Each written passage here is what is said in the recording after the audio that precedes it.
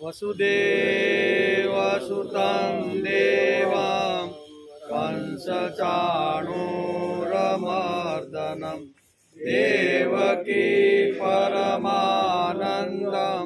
कृष्णं वन्दे जगद्गुरुं। गुरुर्ब्रह्मा गुरुर्विष्णु गुरुर्देवो महेश्वर गुरुर्साक्षात् परब्रह्म तस्मै श्री गुरुवे नमः। नारायणं नमस्कृत्यं नरं चैव नरोत्तमं देवीं सरस्वतीं व्यासं ततो जयमुदीरयेत् ततो जयमुदीरयेत्।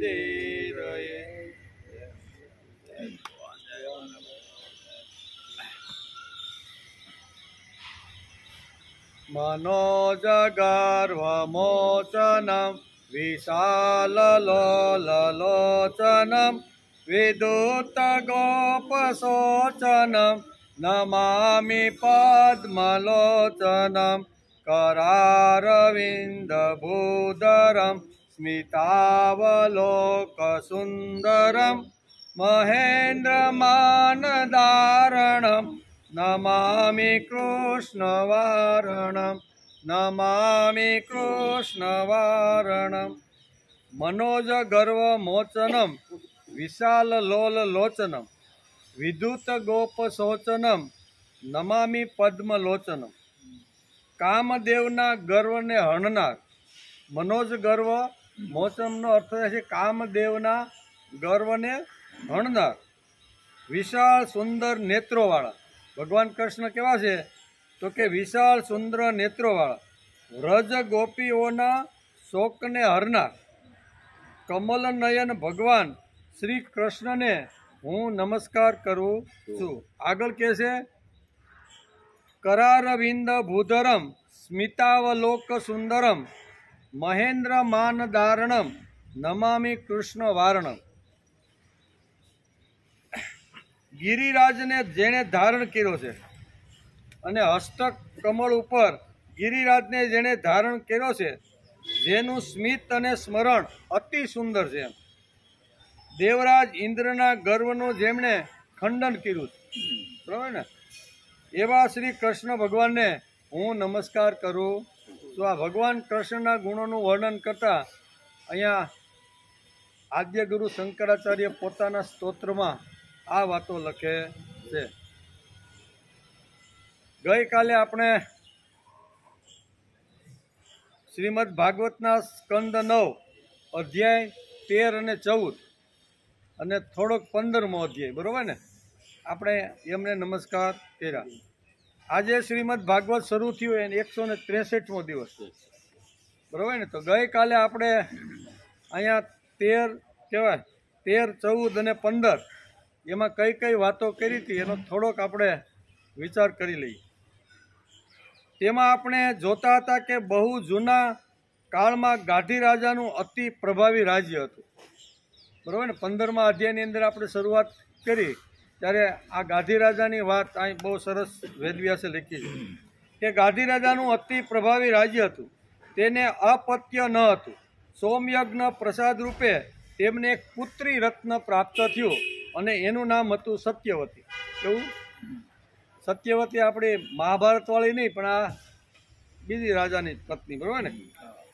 ઋષિક મહાન કર્તૃત્વશાળી બુદ્ધિશાળી અને તપસ્વી હતા। તપસ્વી હતા। ઋષિકે જ્યારે આ સ્ત્રી રત્નનું સૌંદર્ય જોયું ત્યારે એને એમ થયું કે મારે આની સાથે લગ્ન કરી લેવા જોઈએ, કારણ કે સત્યવતી એની સખીઓ સાથે વનની અંદર ગઈ અને વનની અંદર ઋષિ તપસ્યા કરતા હતા બરાબર। બંનેની સામે દ્રષ્ટિ થાય છે ત્યારે ઋષિકને થાય છે કે આવું સૌંદર્ય રત્ન મને ક્યાંય મળવાનું નથી। કોણ છે, ક્યાંથી આવી, કેવી રીતનું છે એ બધું જાણ્યા પછી અહીંયા કોની પાસે આવે છે? ગાધી રાજા પાસે। ઋષિ ગાધી રાજા પાસે આવીને કહે છે કે મને તમારી દીકરી મારી સાથે પરણાવો। ગાધી રાજા હોશિયાર હતા. એણે કીધું આ બ્રાહ્મણ છે, તપસ્વી છે, ઝૂંપડીમાં રહેવાળો છે, મારી દીકરીને જો આની સાથે પરણાવું તો આ ભૌતિક રીતે આ મારી દીકરી સુખી થાય નહીં. તેથી ના પાડવાનો એણે એક ઉપાય ગોતી કાઢ્યો. એ આપણે ગઈકાલે જોતા હતા. ઉપાય કયો કીધો? ગાધી રાજાએ કીધું પરણાવું એક શરત મારી છે, અને એ શરત એવી છે કે તમે 1000 કાળા રંગના જે વર્ણના જે ઘોડાઓ છે ને એ તમે લઈને મને જો 1 વર્ષની અંદર આપી દો તો મારી દીકરીનું વરણ તમારી સાથે કરું. આવી રીતની શરત કીધી. હવે એ કાળની અંદર જે હિમાલયની અંદર ઋષિક જે તપસ્યા કરતા હતા ત્યાં આવો એક પ્રકારનો ઘોડો મળવો પણ મુશ્કેલ હતો. તો એની જગ્યાએ અહીં ગાધી રાજા કહે છે કે 1000 આવી રીતના ઘોડાઓ જો લઈને આપો ને તો હું સત્યવતીને પરણાવું. એમ શરત નક્કી કરી અને ઋષિ અહીંયા આપણે ગઈકાલે જોતા હતા દેવો પાસે ગયા અને એની પાસેથી આવી રીતના ઘોડાઓ લઈને આવે છે અને સત્યવતીનો એની સાથે લગ્ન સંબંધથી જોડી જાય છે. એ આપણે ગઈકાલે જોયું. સત્યવતી આવી રીતની લગ્ન ગ્રંથિથી ઋષિક સાથે જોડાઈ ગઈ, બરાબર ને? પણ બંને હોશિયાર, બંને બુદ્ધિમાન, બંને કર્તૃત્વવાન અને બંને તેજસ્વી. એટલે બંને આવી રીતના જ્યારે ભેગા થાય ત્યારે થોડુંક માનસિક રીતે આવી અથડામણ થાય એમ, બરાબર ને? તો અથડામણ થાય એટલે એક દિવસ આવી રીતની સત્યવતીએ માગણી કરી કે મેં તમારી સાથે એટલા માટે લગ્ન કર્યા છે કે મને એક અપત્ય પ્રાપ્ત થાય, પુત્ર રત્ન પ્રાપ્ત થાય. ઋષિ કહે છે કે મેં તમને તમારો સાથ સહકાર લઈને ભગવાનનું કામ વધારે થઈ શકે, કામ ભોગ કે વાસના માટે મેં તમારી સાથે લગ્ન કર્યા નથી એમ. ત્યારે બેયને વચ્ચે જેમ બે નદીઓ ભેગી થાય અને વમળ જેમ ઉત્પન્ન થાય, બરાબર, ભમરી પડે એમ ભમરી પડી એટલે સત્યવતી ઋષિકને છોડી અને પોતાના પિતા ગાધી રાજાને ત્યાં આવે છે. ગાધી રાજાને ત્યાં આવે છે. ઋષિક ફરીથી જાય છે, બેઠક કરે છે, મંત્રણા કરે છે કે કાંઈ વાંધો નહીં, તમારી દીકરીને જો આવી રીતની સત્યવતીને લઈને આવે છે કે તારી ઈચ્છા પ્રમાણે હું એક સરૂ બનાવી આપું. કેવો? આપણે ગઈકાલે જોતા રિપીટ એટલા માટે કરી છે કે આ ગઈકાલની ઘટના છે 15મા અધ્યાયની અંદર. તો આવી રીતની ઘટના ઘટી તો અહીંયા સત્યવતી કહે છે કે તમે જેમ મારા માટે એક પુત્ર રત્ન પ્રાપ્ત થાય એના માટે જો તમે એક સરૂ બનાવતા હોય તો મને ભાઈ પણ નથી એમ. તો એક બીજો સરૂ બનાવો એટલે મારી માને હું આપી દઉં અને મારી માને આપું એટલે એને પણ એક પુત્ર થાય, મને ભાઈ મળી જાય. તો કે કાંઈ વાંધો નહીં. એમ કરીને આ ઋષિએ 2 સરૂ તૈયાર કર્યા. એકમાં બ્રહ્મતેજ મૂક્યું એ સત્યવતી માટે, અને ક્ષાત્ર તેજથી જે સરૂ બનાવ્યો હતો એ ગાધી રાજાની પત્ની માટે, એટલે સત્યવતીની માતા માટે, બરાબર. પછી અહીંયા પિયર આવે છે સરૂ, એની માતાને વિચાર થાય છે કે સરૂમાં થોડોક ફરક તો રાખ્યો હોવો જોઈએ, અદલા બદલી કરી નાખી. તો અહીંયા વિશ્વામિત્ર, ગાધી રાજાને ત્યાં વિશ્વામિત્રનો જન્મ થયો અને અહીંયા ઋષિક અને સત્યવતીને ત્યાં અહીંયા જમદગ્નિનો જન્મ થયો, બરાબર ને? આ બધું ઊંધું થઈ ગયું એમ, કારણ કે ક્ષાત્ર તેજ જે ગાધી રાજાને જ્યાં થવું જોઈએ એને બદલે ત્યાં બ્રાહ્મણ જેવો દીકરો ત્યાં જન્મ્યો, અને બ્રાહ્મણ જેવો દીકરો સત્યવતીને થવું જોઈએ ત્યાં આવી રીતના ધગધગતા અંગારા જેવા જમદગ્નિનો જન્મ થયો. આ બધી વાતો આપણે ગઈકાલે જોઈ હતી. આજે આપણે થોડીક આગળ હાકી, બરાબર ને?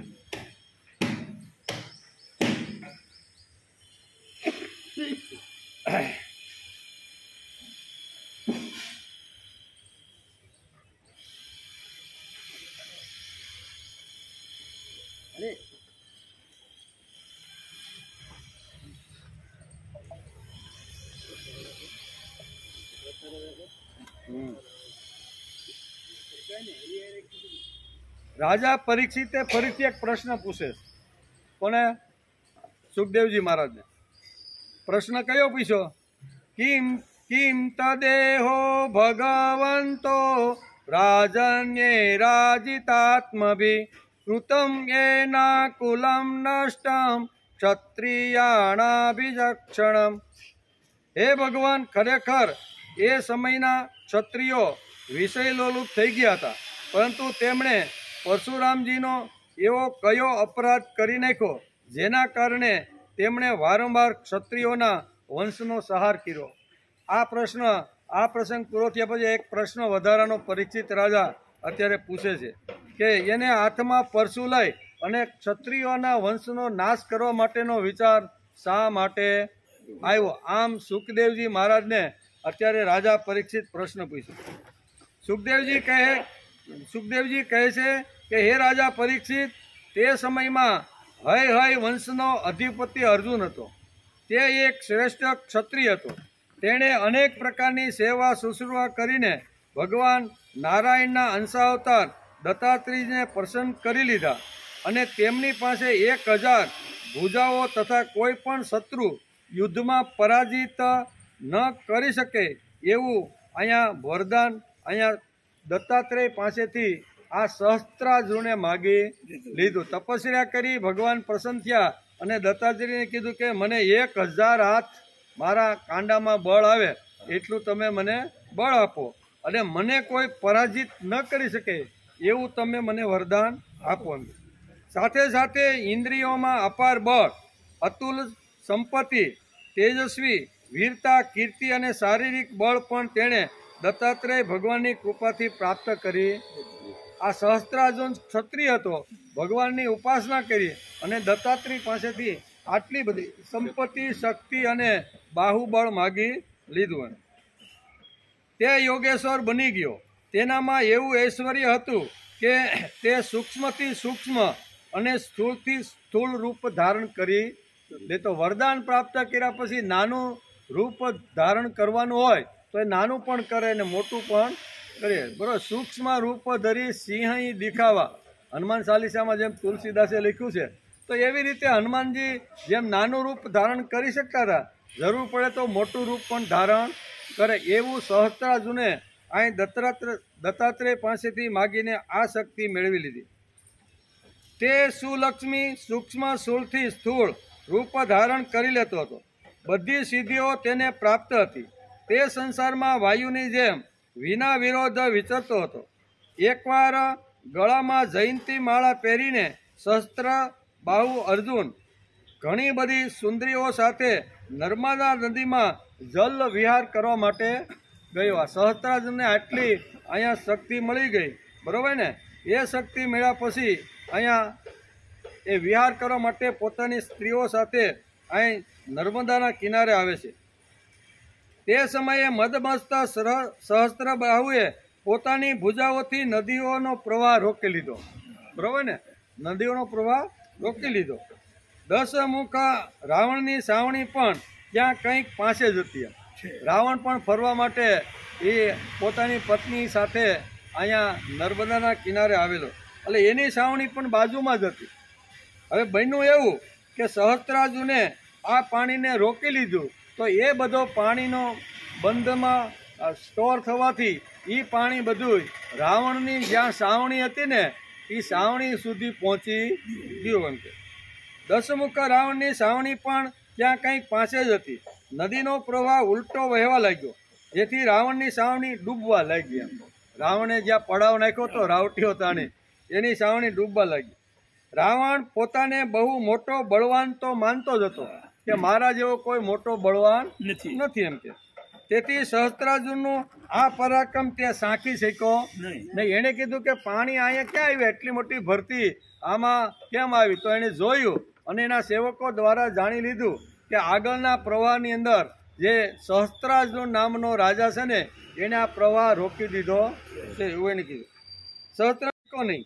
જ્યારે રાવણ સહસ્ત્રબાહુ પાસે જઈને ગમે તેમ બોલવા લાગ્યો, રાવણ આવી અને ગમે તેમ બોલવા લાગ્યો, ત્યારે સહસ્ત્રબાહુએ સ્ત્રીઓની સામે જ સહજતાથી રાવણને પકડી લીધો. એમ રાવણ ગમે તેમ હેલફેલ બોલવા લાગ્યો એટલે એ સહસ્ત્રાર્જુનથી સહન થયું નહીં. તેથી લાંબા હાથ કરી અને રાવણને પકડી લીધો અને પોતાની રાજધાની મહિષ્મતીમાં લઈ ગયો બાંધીને. એને શું કીધું?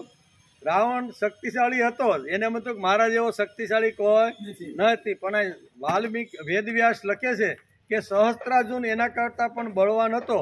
આવી રીતેનો જ્યારે ગમે તેવી ભાષા બોલવા લાગ્યો, સહસ્ત્રાર્જુનથી સહન થઈ નહીં એટલે એને બાંધીને પોતાની માહિમના નામની નગરીમાં લઈ ગયો.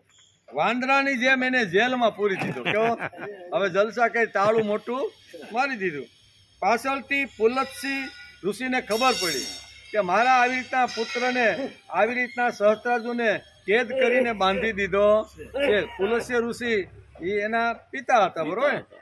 તેમણે રાવણને છોડાવી લીધો, સમજાવ્યો સહસ્ત્રાર્જુન કે ભાઈ અહીંયા અમારા દીકરો છે ભાઈ, કે એને કાંઈ ભૂલ કરી હોય તો હવે એના મોઢે કાંઈ ગળું બંધાય, જેમ કાંઈ વાત કરવાની છે પુલત્સિંહ ઋષિએ સમજાવી અને રાવણને એના બાહુમાં એટલે કે બંધનમાંથી છોડાવ્યો.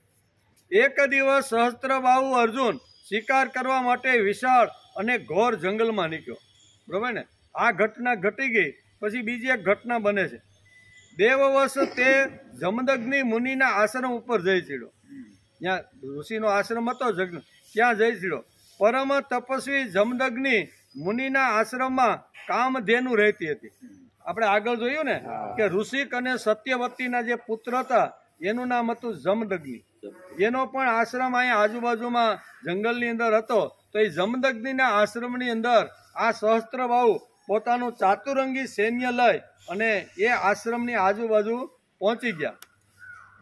ત્યાં જઈ પહોંચ્યો. પરમ તપસ્વી જમદગ્નિ મુનિના આશ્રમમાં કામધેનુ રહેતી હતી. કામધેનુના પ્રભાવથી જમદગ્નિ મુનિએ સેના, મંત્રીઓ અને વાહનો સાથે આવેલા હયાતી રાજા સહસ્ત્રાર્જુને ભારે આદર સત્કાર કર્યો.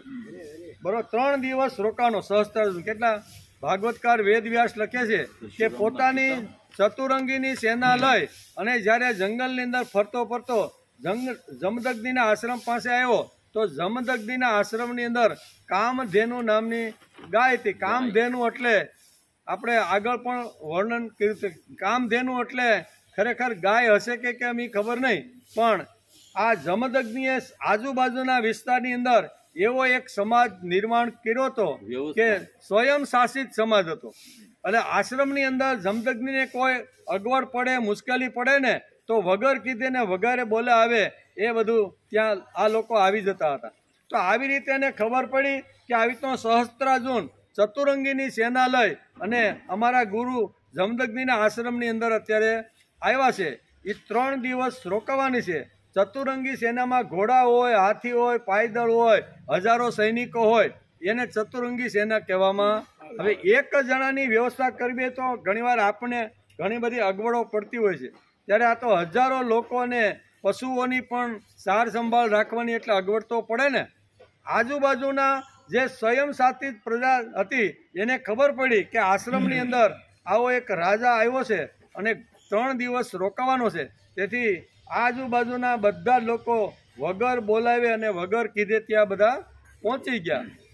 એટલે 3 દિવસ જમદગ્નિ તો સહસ્ત્રાર્જુનની જોડે જ રહેતો હતો. એની સાથે વાર્તાલાપ કરે, જે કાંઈ કરવાનું હોય એ 3 દિવસ સુધી આવી રીતના એની સાથે રહ્યો. 3 દિવસ પછી એને જોયું કે આમાં મેં કોઈને ઓર્ડર આપ્યો નથી કે તમે આ કામ કરો. આ સહસ્ત્રાર્જુનને નજર જોઈને ફેરવી તો એને જોયું કે મેં અહીંયા જમદગ્નિએ કોઈને ઓર્ડર આપ્યો નથી ને છતાંય બધું અમારા ઘોડા અને હાથીઓને ખાવા માટે ઘાસ, અમારા માટે જમવા માટે સમયસર રસોઈ તૈયાર કરવી, પછી રસોઈ તૈયાર થઈ ગયા પછી જમાડ્યા પછી પતરાવળી ઉપર. આ જમદગ્નિ તો અમારી સાથે કાયમ માટે 3 દિવસ સુધી રહ્યા છે અને આવું સુંદર આવી રીતની વ્યવસ્થા કેમ છે? એટલે આ જતા સહસ્ત્રાર્જુને કીધું કે તમારી કામધેનુ મને આપો. એ કે તમે આ કેમ કર્યું છે? તો અહીં જમદગ્નિ કહે છે કે મારી કામધેનુ નામની જે ગાય છે ને એ વગર બોલાવે ને કીધા વગર કામ કરે છે. અને ભાડૂત જે સૈનિકો હોય એને તો પગાર મળે એટલું કામ કરે. આ તો વગર ભાડૂતના બધા હતા. અને આપણે ઘણા સંસ્થાઓમાં આપણે ઘણીવાર જોઈએ છીએ કે મોટી સંસ્થા હાલતી હોય, અન્ન ક્ષેત્ર હાલતું હોય તો ઘણીવાર ખબર પડે કે અહીંયા ઘણો મોટો આવો એક વિશાળ આવી રીતના ભક્તો આવવાના છે તો એના માટે વ્યવસ્થા કરવા આજુબાજુના ગામડામાં પહોંચી જાય કે નહીં. આજના કાળમાં પણ આવું બને છે. તો આ તો જમદગ્નિ હતા. તો એને આજુબાજુનો સમાજ એવો દેવી અને એવો ભગવત પ્રિય બનાવ્યો હતો, ભક્તિવાળો, કે લોકો એનો નામ એને કામની ખબર પડે એટલે સીધા ત્યાં આવી જતા. એટલે અહીંયા સહસ્ત્રાર્જુને મૂળ વાત એ છે કે એણે માગણી કરી કે તમે મને આ ગાય આપો. જમદગ્નિ કે આ ગાય આપવા જેવી નથી, એના માટે તો મહેનત કરીને આવો એક સમાજ, દિવ્ય સમાજ ઊભો કરવો પડે. અને જેનું નામ છે સ્વયં શાસિત સમાજ. કેવો? જેને સિંધવું પડે નહીં, કાયદો કરવો પડે નહીં. કાયદો કર્યા પછી ભૂલ કરે તો દંડ આપવાની જરૂર નહીં. કોઈ ભૂલ જ ન કરે તો પછી એને દંડ આપવાની વાત જ ક્યાં રહી? એટલે કે ભાઈ આ તમને મળે નહીં. ત્યારે સહસ્ત્રાર્જુનને થયું કે મારા જેવો રાજા ચતુરંગીની સેના લઈને આવ્યો છું અને એક આ ઝૂંપડી બાંધેલો આવો જમદગ્નિ મને ના કેમ પાડે છે? એટલે બળપૂર્વક એની જે કામધેનુ જે ગાય હતી ને એ ગાયને ઉપાડી અને એના સૈનિકોને કીધું કે આ લઈ અને આપણા નગરની અંદર તમે ચાલો એમ કે. એટલે કે આવી રીતનું મુનિની સ્વાગત સત્કારને આદર ના આપતા કામધેનુને લઈ જવાનો મનસુબો એને જાગ્યો. કેવો? તેણે અભિમાનવશ જમદગ્નિ મુનિ પાસે માગ્યા વિના પોતાના સેવકોને આજ્ઞા કરી કે કામધેનુને આંચકીને તમે લઈ લ્યો. ના કેમ પાડે છે? મારા જેવો રાજા શક્તિશાળી બળવાન અને મેં આટલું દત્તાત્રેયની ઉપાસના કરીને એની પાસેથી શક્તિ મળે એ યોગ્ય નથી. તેથી ગમે તે થાય બળજબરી પૂર્વક એના સૈનિકોને કીધું કે આ બાવો, એની ભાષામાં બાવો એમ કે આ બાવા પાસેથી બધી લઈ લો. આમ કરીને ગાયો લઈ લીધી. તેની આજ્ઞાથી તેના સેવકો વાસરડા સાથે બા ભાંભરતી કામધેનુને બળપૂર્વક મહિષ્મની પૂરી લઈ ચાલ્યા.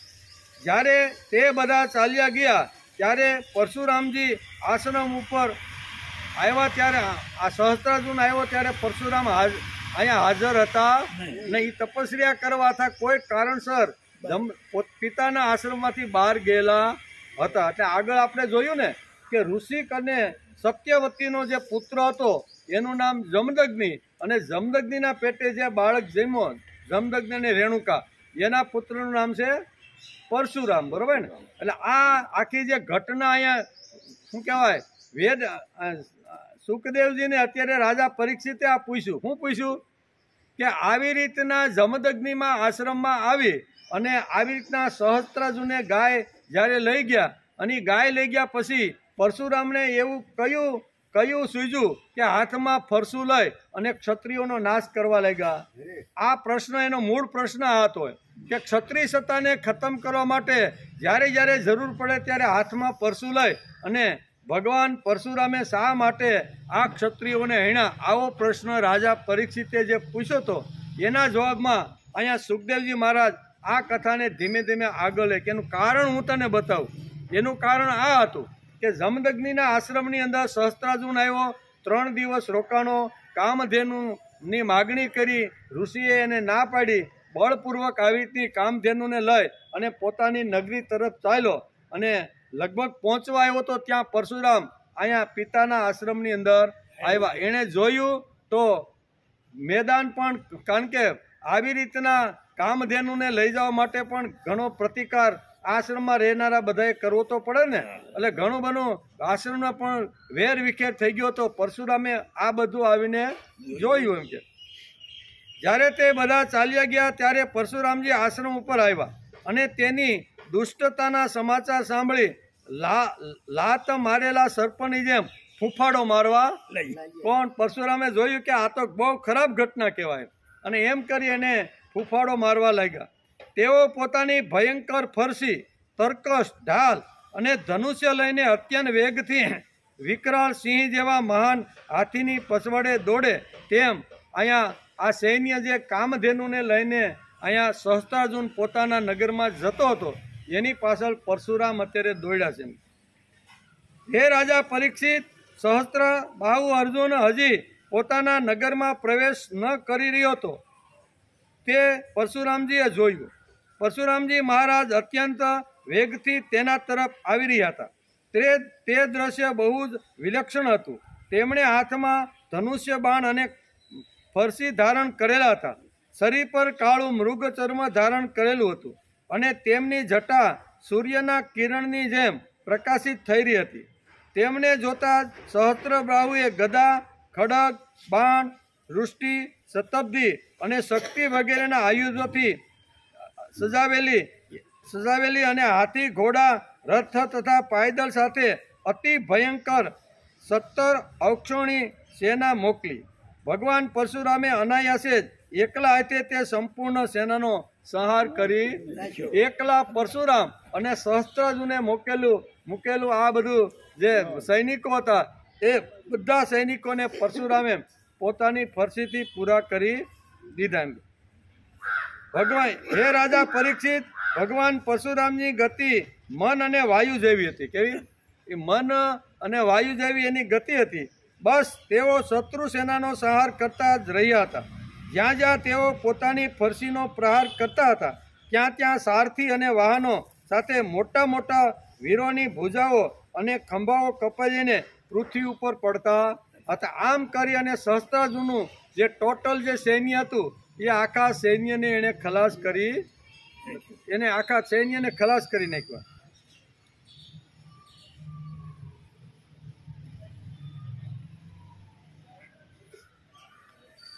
આખા સૈન્યને ખલાસ કરી નાખ્યો. હયયાધિપતિ અર્જુને જોયું કે મારી સેનાના સૈનિકો તેમના ધનુષ્ય, ધજાઓ અને ઢાલો ભગવાન પરશુરામજીના ફરસી અને બાણોથી સતત રીતે કપાઈ રહ્યા છે અને રણભૂમિમાં આવી રીતના લથડ પડથડ પડી રહ્યા છે. ત્યારે તે અત્યંત ક્રોધ આવ્યો અને તે સ્વયં યુદ્ધ કરવા માટે મેદાનમાં આવ્યો. સૈન્ય આખું પરશુરામે બધું ખલાસ કરી નાખ્યું. એ અહીંયા સહસ્ત્રાર્જુને જોયું ત્યારે એને એમ થયું કે હવે હું પોતે જ આવી રીતના મેદાનમાં જાઉં, એટલે લડવા માટે આવ્યો. તેણે એક સાથે પોતાની 1000 ભુજાઓમાંથી 500 ધનુષ્યો પર બાણ ચડાવ્યા અને પરશુરામજી ઉપર છોડ્યા. પરંતુ પરશુરામજી તો સમસ્ત શસ્ત્રધારીઓના શિરોમણી છે. તેમણે પોતાના એક ધનુષ્ય પર છોડેલા બાણોથી એકી સાથે બધાને કાપી નાખ્યા. હવે હયયાધિપતિ પોતાના હાથથી પર્વતો અને વૃક્ષો ઉખેડીને ખૂબ વેગથી યુદ્ધભૂમિમાં પરશુરામજી તરફ દોડ્યો. પરંતુ પરશુરામજીએ પોતાની તીક્ષ્ણ ધારવાળી ફરસીથી ખૂબ જ સ્ફૂર્તિ સાથે તેની સર્પ જેવી ભુજાઓ કાપી નાખી. જ્યારે તેની ભુજાઓ કપાઈ ગઈ ત્યારે તેમણે પર્વતના શિખરને જેમ તેનું ઊંચું મસ્તક ધડથી અલગ કરી નાખ્યું. પિતાના મરી જવાથી તેના 10,000 પુત્રો ભયભીત થઈને મેદાન છોડીને ભાગી. સહસ્ત્રાર્જુનનું અહીંયા પરશુરામે આવી રીતના ફરસી કાપી અને એના ધડથી મસ્તક બધું જુદું કરી નાખ્યું. બાહુ હતા એને પણ કાપી નાખી. આટલી શક્તિશાળી વ્યક્તિ હતી. બરોબર ને? અહીંયા આપણે ગઈકાલે જોતા હતા કે સત્યવતીએ કીધું કે મારે ત્યાં આવી રીતનો પુત્ર થાય એ યોગ્ય નથી, જમદગ્નિ જેવો, કારણ કે એ શરૂઆત અગ્નિ આ તમારે તો ભોગવવું પડશે. પછી એના પછીનો જે પુત્ર આવશે ને એ તમને કંઈક સાંત્વન આપશે. આવી આશ્વાસન આપ્યું કે આપણે ગઈકાલે જોયું કે હે રાજા પરીક્ષિત, વિપક્ષી વીરોના સંહારક પરશુરામજીએ વાસડા તથા સાથે કામધેનુ પાછી મેળવી લીધી. કામધેનુ અત્યંત દુઃખી થઈ રહી હતી.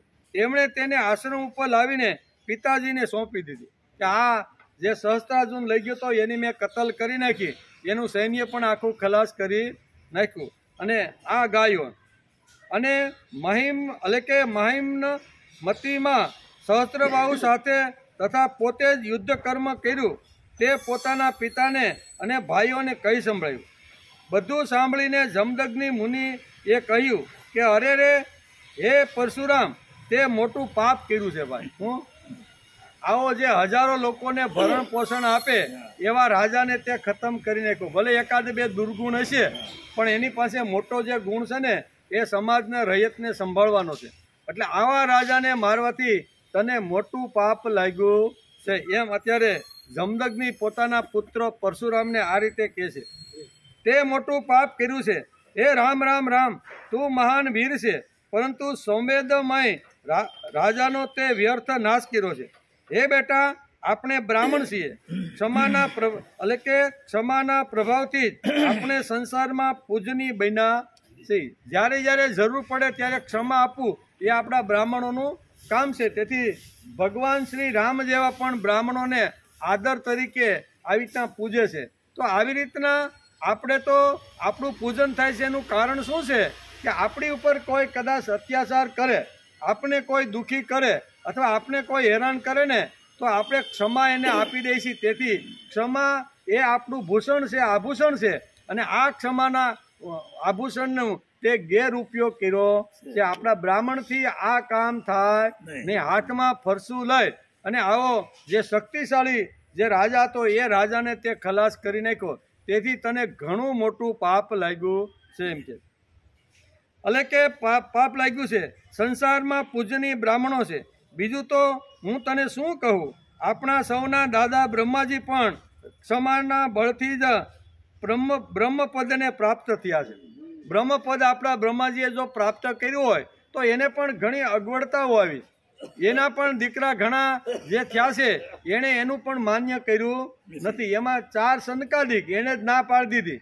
બરાબર. બ્રહ્માજીએ જ્યારે ભગવાને વિષ્ણુએ કીધું કે તમારે આ સૃષ્ટિનું સર્જન કરવાનું છે. બ્રહ્માજીએ પૂછ્યું મને ઉત્પન્ન કર્યો કમળમાંથી, તો હવે મને કામ સોંપો કાંઈ. ત્યારે કે તમારે આ સૃષ્ટિનું સર્જન કરવાનું છે. સૃષ્ટિની અંદર બધી જ વસ્તુ કીડીથી માંડી અને મનુષ્ય અને સૃષ્ટિની અંદર જે કાંઈ નાને મોટા વૃક્ષ આ આખી તમારે પૃથ્વીનું સર્જન કરવાનું છે. ત્યારે બધા માની ગયા. પણ 4 એના સનકાદિક નામના જે દીકરાઓ હતા એ કે ભાઈ અમે તો બ્રહ્મચારી વ્રત પાળવાના છીએ, અમે લગ્ન કરવાના નથી, તો સૃષ્ટિનું સર્જન અમારાથી થાય નહીં. આવી રીતનું પિતાનું ન માનવા છતાં પણ પુત્રોને ક્ષમા આપી દે એવા આપણા બ્રહ્મા હતા. અને એ બ્રહ્મપદ પામ્યા એનું કારણ ક્ષમા વીરસ્ય ભૂષણમ. શું કહે છે? ક્ષમા છે ને એ વીરોનું આભૂષણ છે. તે ખૂબ જ મોટું પાપ કર્યું છે. એને થોડો ઘણો દંડ અપાય, કદાચ એને બાંધીને કોટડીમાં થોડાક દિવસ રાખી અને એને થોડુંક આવી રીતનું શારીરિક દંડ અપાય એમ, પણ તે તો એનું મસ્તક કાપી અને તેણે યમપુરી તે પહોંચાડ્યો છે. તેથી આ ઘણું મોટું પાપ તને લાગ્યું છે. બેટા, આપણા બ્રહ્માજી જે પિતા છે ને એ પણ ઘણીવાર ક્ષમાઓ કરી ગયા છે. આપણે તો એ પરંપરામાંથી આવેલા છે. આમ ઘણી વાતો જમદગ્નિ ઋષિએ અત્યારે પોતાના દીકરા પરશુરામને આ બધી વાતો એને સમજાવે છે. બ્રાહ્મણોની શોભા ક્ષમા દ્વારા જ સૂર્યની પ્રભા જેવી પ્રકાશે. સૂર્ય સાથે સરખાવે. સર્વશક્તિમાન ભગવાન શ્રી હરિ પણ ક્ષમા ધરાવનારાઓ ઉપર જ શીઘ્ર પ્રસન્ન થાય છે. ભગવાન પણ જે લોકો ક્ષમા કરે છે એ ક્ષમા કરનારને જ અહીંયા ભગવાન એના ઉપર પ્રસન્ન થાય છે. તેથી ક્ષમા વીરસ્ય ભૂષણમ. આમ વારંવાર જમદગ્નિ અત્યારે પરશુરામને કહે છે તમે મોટું ભયંકર પાપ કર્યું છે. તેથી એ પાપને જો ધોવાનું હોય તો તમારે હિમાલયમાં જઈને તમારે તપસ્યા કરવી જોઈએ. તપ કરી અને આ કરેલું જે દુષ્કર્મ છે, પાપ છે, એ જો ધોવાનું હોય તો એના માટે તપ એક જ સાધન એવું છે કે જે તપના માધ્યમથી કરેલું પાપ આવી રીતનું નષ્ટ થઈ જાય છે. આમ જમદગ્નિ અત્યારે પોતાના પુત્ર પરશુરામને આ રીતે સમજાવે છે. હે બેટા, સાર્વભૌમ રાજાનો વધ બ્રહ્મ હત્યાથી પણ અધિક છે. બ્રહ્મ હત્યા થાય એના કરતાં રાજાનો વધ કરીને એના કરતાં વિશેષ એ છે. તેથી તમે ખૂબ જ મોટું પાપ કર્યું. માટે ભગવાનમાં મન પોરવીને તીર્થ સેવન કરી લ્યો અને તપસ્યા કરવા માટે તમે અત્યારે હિમાલયની અંદર અત્યારે તમે ચાલ્યા જાઓ. હિમાલયની અંદર જે તીર્થ ક્ષેત્રો છે ત્યાં જઈ અને તમે આવી રીતના ઘણા સમય સુધી તમે ત્યાં આવી રીતનું પ્રાયચિત કરો. અને પ્રાયચિત કરીને જે આપણા કુળને અથવા આપણી પરંપરાને જે લાંછન લાગ્યું છે અથવા પાપ લાગ્યું છે એ ધોવા માટેનો એક જ રસ્તો છે કે તમારે તીર્થયાત્રા કરવા માટે જવું જોઈએ. અને તીર્થયાત્રા કરતાં હિમાલયની અંદર તપસ્યા પણ કરવાની છે. આ 2 કામો અત્યારે અહીંયા પરશુરામજીને જમદગ્નિ સોંપે છે. એક તો તમે તીર્થક્ષેત્રોમાં જાઓ, ત્યાં પ્રભુનું સ્મરણ કરો, આવનાર લોકોની સાથે હેમખેમથી આ બધું જે કાંઈ વાતો એ કરો. આમ કરીને તમારે અહીંયા આ પાપ ધોવા માટે જવાનું છે. ઇતિ શ્રીમદ ભાગવતે મહાપુરાણે પારમહંસ્યા સંહિતાયા નવમક સ્કંદે પંચદશોધ્યાય. 9મા સ્કંદ અંતર્ગત 15મો અધ્યાય સમાપ્ત થયો. 15મા અધ્યાયની અંદર આટલી વાતો છે. પ્રશ્ન કોણે પૂછ્યો છે? પરીક્ષિત રાજે. કોને પૂછ્યો છે? સુખદેવજી મહારાજે. સુખી તેણે હાથમાં પરસુ લઈ અને કુમળા ઉગતા આવા ક્ષત્રિયોનો એને નાશ કર્યો. 21 વખત આવી કહેવાય 21 વખત પૃથ્વીને નક્ષત્રી જે કરી છે. તો એનું કારણ શું છે આ મને સમજાતું નથી. આવા જે ઋષિ પુત્ર જે સંતાન છે જે બ્રાહ્મણ છે અને બ્રાહ્મણ હોવાના નાતે ક્ષત્રિયનો સંહાર કરવો એ યોગ્ય નથી. આમ પરીક્ષિતે પૂછ્યું આ બન્યું આ આવી રીતનું એણે શા માટે કર્યું કે જે હાથમાં પરસુ લેવાનું એને આવી રીતનું થયું. ત્યારે અહીંયા સુખદેવજી મહારાજે આટલી વાતો કરી અને પરીક્ષિતને સમજાવવાનો પ્રયત્ન કર્યો છે. થઈ ગયો? હજી વાર છે. અધ્યાય 16મો. પરશુરામે કરેલો ક્ષત્રિય સંહાર. હવે આગળ બધી જે આખી જે ઘટના છે ને એ વેદ વ્યાસે બહુ સરસ આ અધ્યાયમાં લખી છે. પરશુરામજીએ કરેલો ક્ષત્રિય સંહાર અને વિશ્વામિત્રના વંશની કથા. વિશ્વામિત્રને આપણે અધૂરું રાખ્યું હતું ને, ત્યાંથી એની કથા શરૂ થાય છે. કારણ કે એ કોના પુત્ર હતા? ગાધીરાજના. ગાધીરાજના વિશ્વામિત્ર થયા અને ઋષિક અને સત્યવતીના જમદગ્નિ થયા. જમદગ્નિના પેટે પરશુરામ જન્મા. આ આખી જે કથા છે ને એ ભાગવતકાર વેદવ્યાસે બહુ સરસ રીતે અહીંયા 16મા અધ્યાયમાં ચિતરવાનો પ્રયત્ન કર્યો છે. એમ કે સુખદેવજી ઉવાચ પિત્રોપશિક્ષિતો રામ સ્તતેપી કુરુ નંદન સંવત્સર તીર્થયાત્રાંચ રીત્વા શાસ્ત્રમ વાજ્રવમ કદાચિત રેણુકાયાતા ગંગાયા પદ્મમાલિની ગંધર્વરાજમ ક્રીડાંતા અપ્સરો વીર પશ્યત. પરીક્ષિત રાજાને સમજાવતા સુખદેવજી મહારાજ કહે છે કે હે રાજા પરીક્ષિત, પોતાના પિતાના ઉપદેશને ભગવાન પરશુરામે જેવી આજ્ઞા કહીને સ્વીકારી લીધી. કારણ કે પિતાએ શું કીધું કે આપણાથી અથવા તારાથી, આપણું એટલે તારું, અમને પણ પાપ તો લાગે જ, કારણ કે તું અમારો પુત્ર છો, તું એટલે પાપ તો આપને લાગેલું છે. તેથી પિતાએ કીધું કે તારે એના માટે 2 કામ કરવાના છે. હિમાલયમાં જવાનું, તીર્થયાત્રા કરવાની અને તપસ્યા કરી અને લાગેલું જે પાપ છે એને ધોવાનું કામ તારે કરવાનું છે. કાંઈ કહે છે કે હે રાજા પરીક્ષિત, પોતાના પિતાના ઉપદેશને ભગવાન પરશુરામે કીધું કે જેવી આજ્ઞા. જમદગ્નિને શું કીધું? તમે જે આજ્ઞા આપો તે હું કરવા માટે તૈયાર છું. આને કહેવાય પુત્ર, આને કહેવાય સંતાન. સમ્યક તનોતી ઇતિ સંતાન, એમ આપણા શાસ્ત્રમાં લખ્યું. સંતાન કોને કહેવાય?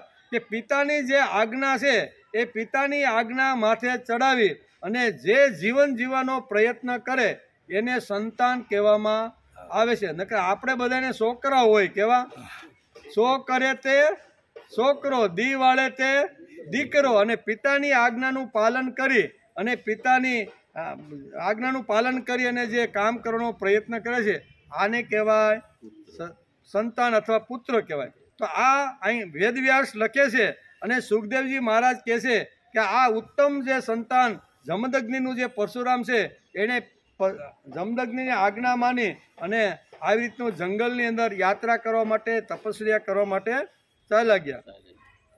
ત્યાર પછી તેઓ 1 વર્ષ સુધી તીર્થયાત્રા કરીને પોતાના આશ્રમ ઉપર પાછા ફર્યા. પિતાએ કીધું કે 1 વર્ષ સુધી તારે પાછું ફરવાનું નથી, તપસ્યા અને તીર્થયાત્રા કરવા માટે જા અને પ્રાયચિત કર, અને પ્રાયચિત કર તો તારું પાપ ધોવાય જાય છે. તેથી પ્રાયચિત છે ને એ પાપ ધોવા માટેના અંતઃકરણથી, ખાલી પ્રાયચિત કરી લીધું ને બીજે દિવસે પાછી પાપની શરૂઆત કરીએ તો એ યોગ્ય નથી. એમ કે તેથી અહીંયા આપણા ઘણા શું કહેવાય કલાકારો લખે ને કે હા પસ્તાવો વિપુલ ઝરણું સ્વર્ગથી ઉતર્યું, પાપી તેમાં ડૂબકી દઈને પુણ્યશાળી બને છે. પસ્તાવા રૂપી પ્રાયચિત રૂપી જે હથિયાર છે ને એ હૃદયથી ભગવાનને કહેવાનું કે ભગવાન ખરેખર મારી આ ભૂલ થઈ ગઈ છે, હવે બીજી વખત આવી ભૂલ મારી થશે નહીં. આને કહેવાય પ્રાયચિત. આવું પ્રાયચિત અહીંયા પરશુરામે કર્યું છે. અહીંયા જંગલમાં ગયા છે, હિમાલયમાં ગયા છે, તપસ્યા કરી છે, તીર્થયાત્રા કરી છે. અને તીર્થયાત્રા કરતાં કરતાં માણસ વાનરમાંથી નર અને નરમાંથી નારાયણ બની જાય છે. જૂના કાળમાં આપણી જે તીર્થયાત્રાઓ હતી ને એ 6 મહિના, 8 મહિના કે 2 વર્ષની હતી.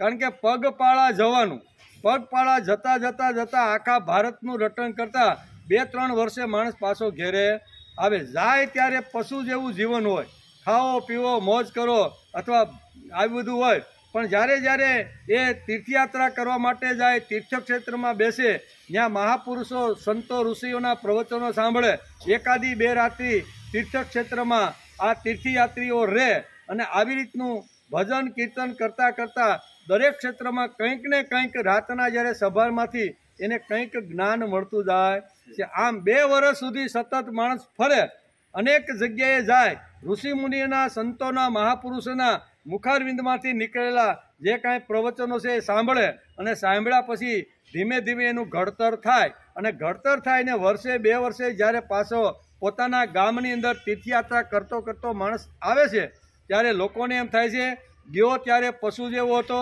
અને હવે દેવ જેવો બનીને આવ્યો છે, તેથી અમારે દેવનું સામૈયું કરવું છે. મગનભાઈ કે સગનભાઈનું સામૈયું કરતા નથી, પણ કોનું કરે છે? આ ગયો ત્યારે પશુ તુલ્ય જીવન જીવતો હતો અને હવે એના ગુણો પોતાના જીવનમાં લાવવા માટે જેણે વર્ષ 2 વર્ષ પ્રયત્ન કર્યો છે, આવા તો ભગવાન તુલ્ય ને દેવના લોકો છે. તેથી વાજતે ગાજતે ગામના લોકો એનું સામૈયું કરે, તિલક કરે, પૂજન કરે, નમસ્કાર કરી અને વાજતે ગાજતે ગળામાં હાર પહેરાવીને બધા ગામના જે મંદિરો હોય ત્યાંથી લઈને પોતાના ઘરે. આનું કારણ શું છે ભાઈ? નકર સગનભાઈ ગયા તો ત્યારે કાંઈ આવી રીતની કાંઈ હતી નહીં, પણ થયું એનું કારણ દેવ જેવો બનીને આવ્યો છે. તેથી અહીં વેદવ્યાસ જેવા મહાપુરુષ લખે છે અને સુખદેવજી મહારાજ કહે છે કે પરશુરામનું આ જે પાપ હતું એ પાપ આવી રીતનું 1 વર્ષ તીર્થક્ષેત્રમાં અને આવી રીતની તપસ્યાથી એનું પાપ આખું ખલાસ થઈ ગયું છે. પાપ આવી રીતનું પ્રાયચિત કરીને પરશુરામ જ્યારે પોતાના પિતાના એટલે કે જમદગ્નિના આશ્રમની અંદર આવે છે એવું અહીંયા સુખદેવજી મહારાજ અહીંયા પરીક્ષિત રાજાને કહે છે. કિનારે ગયા એટલે કે સુખદેવજી 1 દિવસની વાત છે, હવે આશ્રમમાં આવી ગયા, 1 દિવસની વાત છે. પરશુરામજીના માતા રેણુકા ગંગા કિનારે ગયા હતા. ત્યાં તેમણે જોયું કે ગંધર્વરાજ ચિત્રરથ કમળની માળા પહેરીને અપ્સરાઓ સાથે વિહાર કરી રહ્યા છે. તેઓ જળ લેવા માટે જમદગ્નિ અહીંયા જળ લેવા માટે પૂજા કરવાની હતી. અહીંયા કોને? જમદગ્નિને. એટલે રેણુકાને કીધું ગંગા નદીના કિનારા ઉપર જઈને પવિત્ર જળ લાવો, આપણે ભગવાનની પૂજા કરવી છે અને પૂજાની અંદર આ જળનો આપણે ઉપયોગ કરવો છે. તેથી રેણુકાને જળ લેવા માટે અત્યારે જમદગ્નિ ગંગા નદીના કિનારા ઉપર આવે છે. ગંગા મૈયાના કિનારા ઉપર આવ્યા, ગંગા માતાને નમસ્કાર કર્યા. માતૃગંગે નમસ્તુભ્યમ અહમ તામ શરણાગત કટિબદ્ધ તે કાર્યમ ભક્તિન શક્તિન ચ દેહી મેં. આમ 2 હાથ જોડીને રેણુકા માતાએ માતા ગંગાને નમસ્કાર કર્યા. નમસ્કાર કરી અને પવિત્ર જળ લોટીમાં ભરવા જાય છે એ સમયે એની સામે એક ચિત્ર દેખાણું. દૂરના ભાગની અંદર આવી રીતના ગંધર્વો પોતાની આવી રીતની અપ્સરાઓ સાથે આવી રીતના વિહાર કરી રહ્યા હતા. આવ્યા હતા જળ ભરવા માટે. જમદગ્નિએ પૂજાની અંદર જળની જરૂર હતી, ગંગા જળની, એટલે મોકલેલા, પણ લાવવામાં એને મોડું એટલા માટે થયું કે જ્યાં ગંધર્વ આવી રીતના અપ્સરાઓની સાથે આવી રીતના વિહાર કરતા હતા એની અંદર એનું ચિત્ત, એનું મન ચોંટી ગયું. ઘણા સમય વીતી ગયો. કેટલો? એને એમ થયું કે આ કેટલો મોજ મજા કરે છે. આમ કરતા કરતા ઘણો સમય વીતી ગયો. એવું અહીં ભાગવતકાર વેદવ્યાસ લખે છે અને સુખદેવજી મહારાજ અત્યારે રાજા પરીક્ષિતને આ પ્રમાણે કહે છે. પરંતુ ત્યાં જલક્રીડા કરી રહેલા ગંધર્વને જોવા લાગ્યા અને પતિદેવના હવનનો સમય પૂરો થઈ ગયો. જે સમયમાં સંધ્યા કરવાની હતી રાહ જોઈ પણ રેણુકા આવ્યા નહીં. સંધ્યાનો સમય પૂરો થઈ ગયો. એ વાતને ભૂલી ગયા. તેમનું મન કંઈક અંશે ચિત્રરથ તરફ ખેંચાઈ ગયું. કેવો? આ ગંધર્વ ચિત્રરથ જે અપ્સરાઓની સાથે જે ક્રીડા અથવા આવી રીતના વિહાર કરી રહ્યા હતા એની અંદર અહીંયા રેણુકાનું મન ચોંટી ગયું. એટલે એકવાર કોઈ જગ્યાએ મન ચોટે અને જો મન જો પવિત્ર સ્વસ્થ અને તંદુરસ્ત ન હોય તો એ મન ત્યાંથી ખસવાનું નામ લેતું નથી. એટલે એકાગ્ર ચિત્તે ચિત્રરથ આ જે ક્રીડા કરી રહ્યા હતા એના તરફ સતત એનું ધ્યાન રહ્યું અને મારે આ જળ શું કહેવાય પૂજામાં મારા પતિને આપવાનું છે એ બધું વિસરાઈ ગયું. આમ કરી અને વેદવ્યાસ લખે છે અને સુખદેવજી મહારાજ કહે છે હવનનો સમય વીતી ગયો એવું જાણીને તેઓ મહર્ષિ જમદગ્નિના શાપથી ભયભીત થઈને તુરંત ત્યાંથી આશ્રમ પર ચાલી ગયા. જળનો કળશ મહર્ષિની સામે મૂકીને હાથ જોડીને ઊભા રહ્યા. જમદગ્નિ મુનિએ તેમના પત્નીનો માનસિક વ્યભિચાર જાણી લીધો. એણે જોયું કે આ મોડી શા માટે પડી છે. મેં એને તો જળ લેવા માટે આ પવિત્ર ભગવાનની પૂજા કરવાની છે એટલા માટે મોકલી હતી, પણ મોડું આવવાનું કારણ અને શા માટે અને કઈ જગ્યા ઉપર રોકાઈ ગઈ એ સમાધિ ચડાવીને અહીંયા જમદગ્નિ જોવે છે તો એને બધો જ ખ્યાલ આવી ગયો કે એનું મન અત્યારે અહીંયા કામ વાસનાની અંદર અથવા ચિત્રરથ જે ક્રીડા કરી રહ્યો છે એની અંદર સતત એનું મન આવી રીતનું ગૂંથાઈ ગયું હતું અને તેને લીધે આ મોડું થયું છે. આવું અહીંયા જાણી લીધું. મારા પુત્રો, આ પાપીણી એને જોયું કે આનું મન તો બગડી ગયું છે, બરોબર ને. મન જે પવિત્ર શુદ્ધ રહેવું જોઈએ એની જગ્યાએ કામાંધ થયેલું આનું મન છે. એટલે અહીંયા બાજુની અંદર એના ઘણા બધા દીકરાઓ બેઠા હતા. દીકરાઓને આજ્ઞા કરી કે તમે રેણુકાને મારી નાખો. એનું મન બગડ્યું છે, એનું હૃદય અત્યારે ચિત્રરથ તરફ ગયેલું છે અને મારી પૂજાના સમયે જે પાણી લઈને જળ લઈને આવવાની જે વાત આ બધું એનાથી વિસરાઈ ગયું છે. તેથી બીજી જગ્યાએ ગયેલું જે મન છે એ મનને હવે આપણે જોતું નથી. છોકરાઓને બધાને આજ્ઞા કરી. છોકરાઓ બધા આજ્ઞા કરી. દીકરાઓને આજ્ઞા કરતા અહીં દીકરાઓ કહે છે કે માનો વધ અમે કરી શકીએ નહીં. જેણે અમને જન્મ આપ્યો, જેણે અમને પોષણ કર્યું, જેણે અમને સંભાળ્યા અને જેણે અમને આવી રીતના મોટા કર્યા છે એ માને મારવા અમારા હાથમાં હથિયાર કેમ ચાલે? એટલે બધા જ દીકરાઓએ એને ના પાડી દીધી.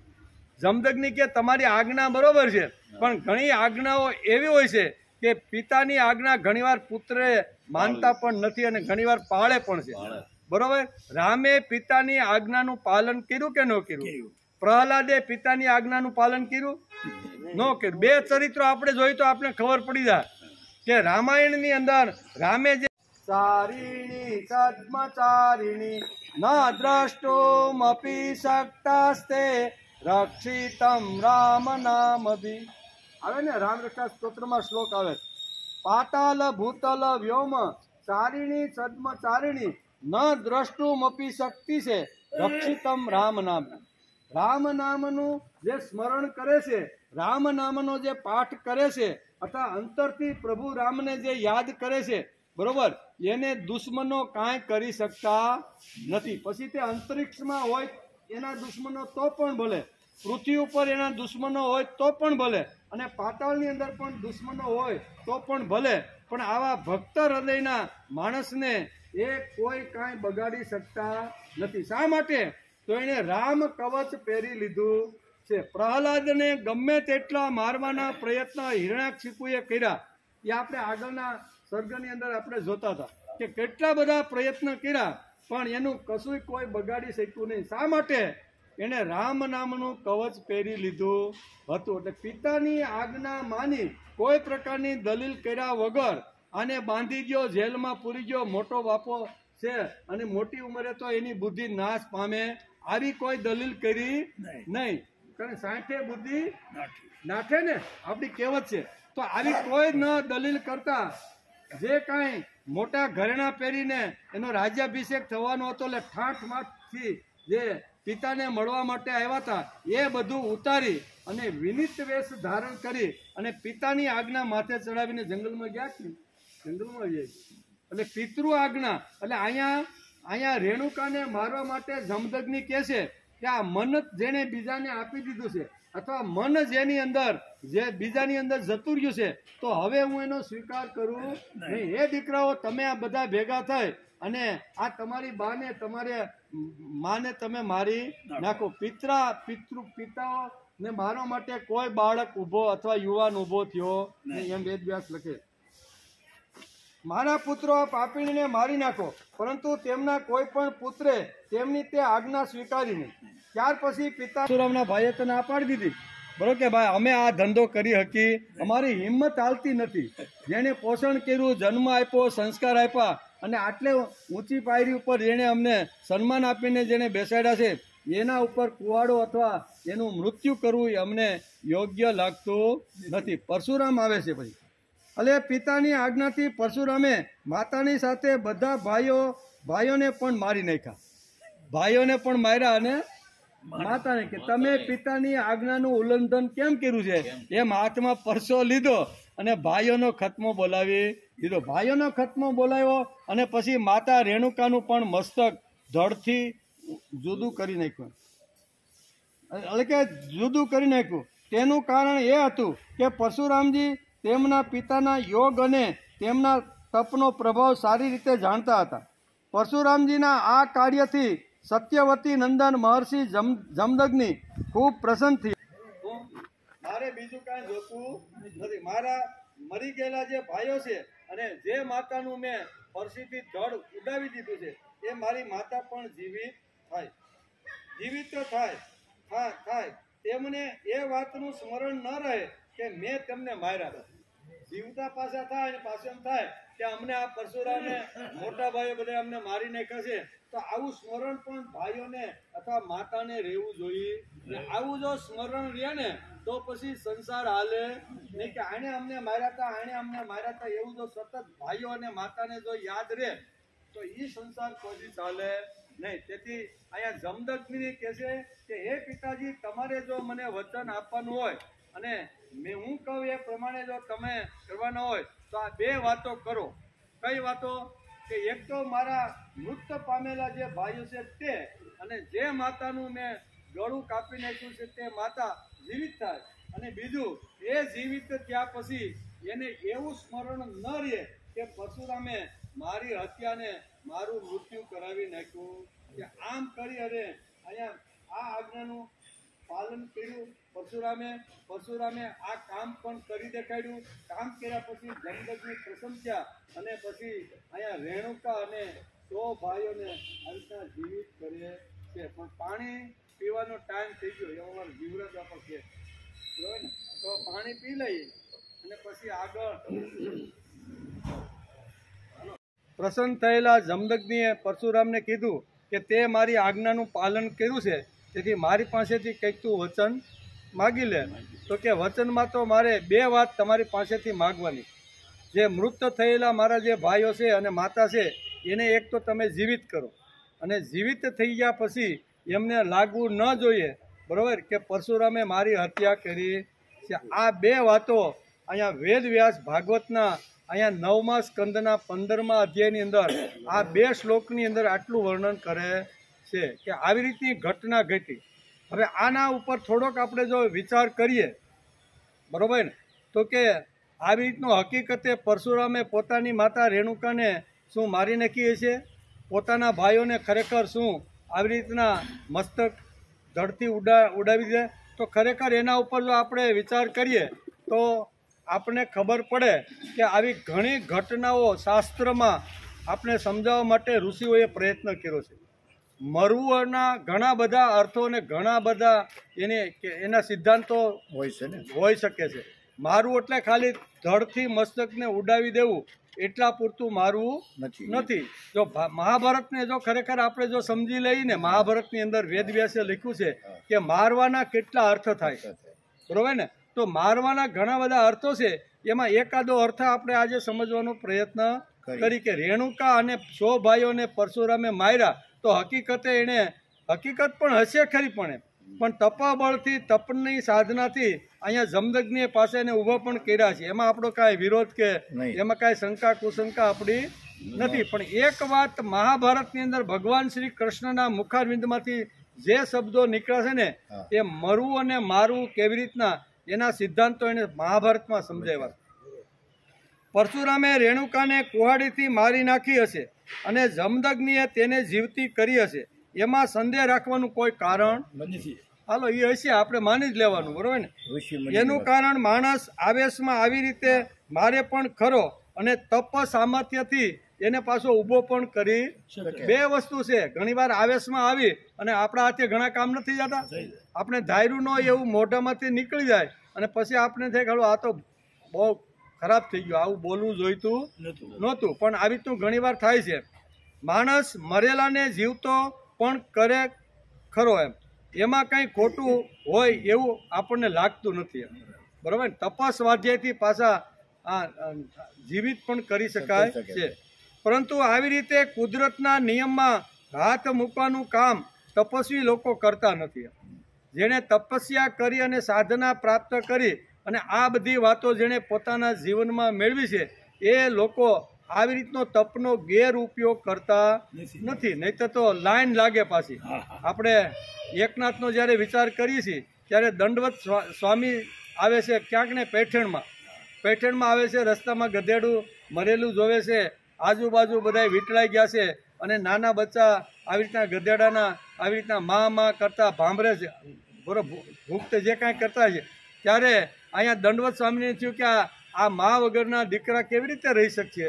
એટલે લોકોએ કીધું તમે અહીંયા પેઠણમાં આવ્યા છો, સંન્યાસી મહારાજ છો, તપસ્વી છો, તપ કરીને ઘણી બધી સાધના તમે ભેગી કરીએ છે, તો આને તમે જીવતું કરો કે નહીં? તો કે એમાં શું છે? કમંડળમાં પાણી લીધું અને હાથની અંદર લઈને કીધું કે આની અંદર પણ ભગવાન તમે જીવ મૂકો, એમ કરીને આ મંત્રો બોલીને એને જીવિત કરે છે. જીવિત કરેલ તપની સ્વાધ્યાય તપ જેનું હોય, તપ જેનું પાવરફુલ હોય, એ ધારે અને બોલે અને કરે તે બધું થાય. એવા ઘણા બધા પ્રસંગો આપણી ભારતીય સંસ્કૃતિના ઉપનિષદો વાંચો, વેદો વાંચો, પુરાણો વાંચો તો એમાં ઘણી જગ્યાએ આપણે આ બધી વસ્તુ જોવા મળે છે. એટલે એમાં અહીંયા કાંઈ શંકા કરવાની કાંઈ જરૂર નથી. કદાચ પરશુરામે હાથમાં કુવાડી લીધી છે, આવેશમાં આવી ગયા છે અને માતાનું ડોકું ઉડાડી દીધું, એમાં આપણે કાંઈ શંકા કુશંકા કરવાની જરૂર નથી. પણ એના કરતાં થોડાક આપણે આગળ જઈ અને એક મહાભારતમાં ભગવાન કૃષ્ણએ જે સિદ્ધાંત મરવા માટે અને મારવા માટેનો કીધો છે એ જો થોડોક આપણે સમજી લઈએ તો કદાચ આવી ઘટના ભાગવતની અંદર વેદવ્યાસે અહીં 9મા સ્કંદના 15મા અધ્યાયમાં આ વાત લખી હોવી જોઈએ. પરંતુ એટલે કે જમદગ્નિએ મરેલી રેણુકા અને પુત્રોને જીવતા કર્યા હશે એને માટે સંશય નથી, પણ તેનું બીજું પણ એક દર્શન છે. આ દર્શન તો છે જ, પણ એક બીજી રીતે પણ આપણે એક દર્શન કરી શકીએ છીએ. રેણુકા મરી કેવી રીતે અને જીવતી કેવી રીતે થઈ? મહાભારતમાં આવો જ એક પ્રસંગ આવે છે. જેણે કૃષ્ણ વાંચ્યો છે તેને જગતમાં કોઈ સંદેહ કે શંકા રહેવાની નથી. એકવાર કૃષ્ણને વાંચી લે લોકો, કૃષ્ણનું ચરિત્ર, જીવન ચરિત્ર, તો પછી એના મનમાં કોઈ પ્રકારનો શંકા કે સંદેશ રહે નહીં. આપણા ભારતીય વાંગ્મયમાંથી કૃષ્ણને બાદ કરો તો શૂન્ય થઈ જાય. આપણા જે વાંગ્મયો છે એની અંદર કૃષ્ણના જે ચરિત્રો આવે છે, કૃષ્ણ ભગવાનને જો બાદ કરીને તો 0 થઈ જાય, એમાં કાંઈ વાંચવા જેવું રહે નહીં. ખરો તો શૂન્ય રહે છે. મહાભારતના યુદ્ધમાં એક પ્રસંગ એમણે બધા પાંડવોને સાચવવા અને સમજાવવા માટે એક પ્રસંગ કીધો છે અને એ જ કૃષ્ણની કમાલ છે. કૃષ્ણ જ્યારે આવી રીતના પાંડવો પ્રતિજ્ઞાઓ લઈને એકાબીજાને મારવા અને મરવા માટે તૈયાર થાય છે અને એ વખતે જો કૃષ્ણ ભગવાન હાજર ન હોત ને તો પાંડવોનું કેદુનું અસ્યુતમ કેસ્યુતમ, કારણ કે બધાએ પ્રતિજ્ઞા લઈને બેઠા હતા. અને એ પ્રતિજ્ઞા પૂરી ન થાય એટલે એકાબીજા મારવા માટે તૈયાર થઈ જતા હતા. એક વખત કૃષ્ણ ભગવાન અને અર્જુન લડાઈમાં કર્ણની સામે હતા. તો મરવું અને મારવું, આ જમદગ્નિનો વિચાર કરતા એક બીજું દર્શન આપણે કરી લઈએ કે મહાભારતની અંદર એક આ ઘટના વેદવ્યાસે લખી છે. એક વખત કૃષ્ણ અને અર્જુન લડાઈમાં કર્ણની સામે લડતા હતા. તે વખતે એમને ખબર પડી કે યુધિષ્ઠિર કોઈ ઠેકાણે દેખાણા નહીં.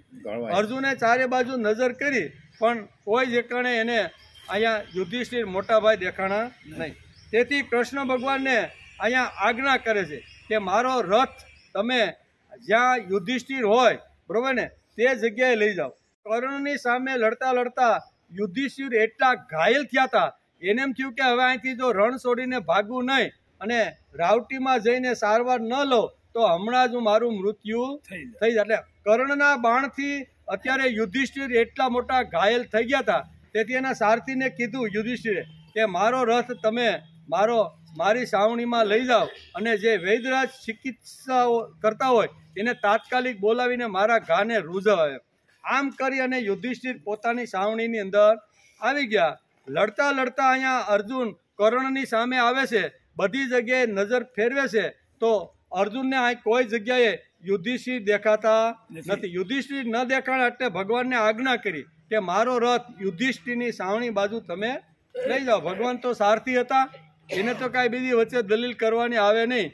અર્જુને આજ્ઞા કરી તો ભગવાને તો રથને યુધિષ્ઠિરની સાવણી બાજુ લઈ ગયા. કૃષ્ણ અને અર્જુન પણ યુધિષ્ઠિરના તંબુમાં આવ્યા અર્જુન કર્ણ જોડે લડતો હતો તે યુધિષ્ઠિરને ખબર હતી, બરોબર ને? આ બધી વાતો છે. તેથી અર્જુનને જોતા તેમણે પૂછ્યું, કેમ તું કર્ણને મારીને આવ્યો? શું થયું? અહીંયા કર્ણને તું મારીને આવ્યો એવો અત્યારે યુધિષ્ઠિરે, ઘાયલ થયેલા યુધિષ્ઠિરે કૃષ્ણ ભગવાન અને અર્જુન જ્યારે પોતાની સાવણીમાં આવ્યા ત્યારે પહેલો પ્રશ્ન યુધિષ્ઠિરે અર્જુનને પૂછ્યો કે તું કર્ણને મારીને આવ્યો? કારણ કે કર્ણે મને એટલો ઘાયલ કર્યો છે અને રણ મેદાન છોડીને જો ન ભાગું ને તો આજે હું આ ધરતી ઉપર જીવિત રહે નહીં. આમ કરીને કહેશે કે તું કર્ણને મારીને આવ્યો? મને તો લાગે છે કર્ણને તું મારીને જ આવ્યો છે. કેમ તું કર્ણને મારીને આવ્યો છે? ના મોટા ભાઈ, હું કર્ણને મારીને આવ્યો નથી. તમે રણભૂમિમાં ક્યાંય દેખાણા નહીં એટલે મારી ચિંતા વધી ગઈ, તેથી તમને જોયા નહીં. એટલે મને એમ થયું કે મોટા ભાઈને એકવાર હું જોવા માટે જાઉં. તેથી ભગવાન કૃષ્ણને કીધું કે મારો રથ અહીં લાવો. એટલે અમે બંને અહીંયા સાવણીમાં તમને જોવા માટે આવ્યા છીએ. એમ કે યુધિષ્ઠિર કહ્યું, તારાથી જો કર્ણ મર્યો ન હોય તો તારું ગાંડીવ ફેંકી દે. હું ધિક્કાર છે તારા ગાંડીવને કે તારું ગાંડીવ હોવા છતાં મને કર્ણે આટલો ઘાયલ કર્યો છે અને કર્ણને મારીને ન આવ્યો હોય તો તું તારા ગાંડીવને ફેંકી દે. ધિક્કાર છે તારા ગાંડીવ. આમ કરી અને અર્જુનના ગાંડીવને યુધિષ્ઠિરે 2-5 ગાયો ઠપકારી દીધી. હું કીધું કે ધિક્કાર છે તારા ગાંડીવને, ધનુષ્ય બીજાને તું આપી દે.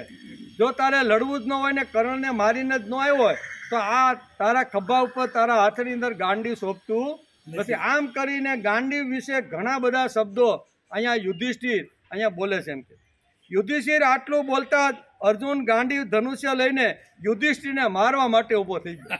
શું થયો?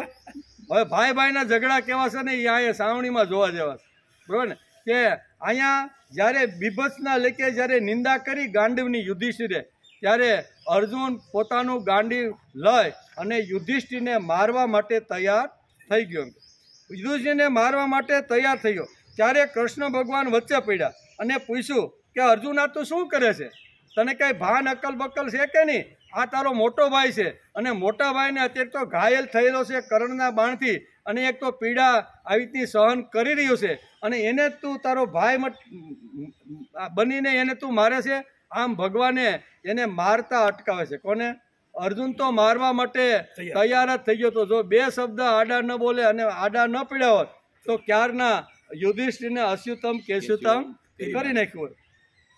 અર્જુન કહે મારું નહીં તો શું કરવું છે? શું કે મારું નહીં તો શું કરું? શું કરું તારાથી? એટલે કે મારું નહીં તો શું કરું? તમે વચ્ચે ન આવો કે તમારે વચ્ચે અત્યારે આવવાની જરૂર નથી. અર્જુન કહે મારી પ્રતિજ્ઞા છે કે મારા ગાંડીવને કોઈ જો ગાળ આપે અથવા મારા ગાંડીવ વિશે ગમે તેમ હાલફેલ જો વાત કરે તો મેં પ્રતિજ્ઞા લીધી છે કે મારા ગાંડીવનું આવી રીતનું અપમાન કરનારને હું મારી નાખું. મારા ગાંડીવનું જેણે નિંદા કરી છે ને એને હું ખલાસ કરી નાખું, ભાઈ હોય કે ગમે તે હોય. એટલે તમે વચ્ચે પડો નહીં. મારી પ્રતિજ્ઞા મને આજે પૂરી કરવા દો. કોણ કહે છે?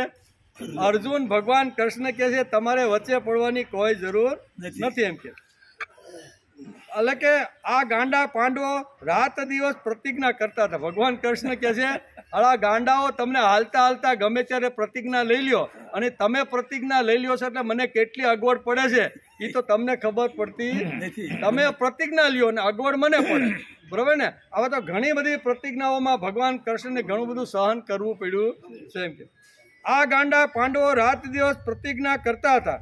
કૃષ્ણએ ઘણીવાર સમજાવ્યા કે તમે વારંવાર પ્રતિજ્ઞા ન કરો.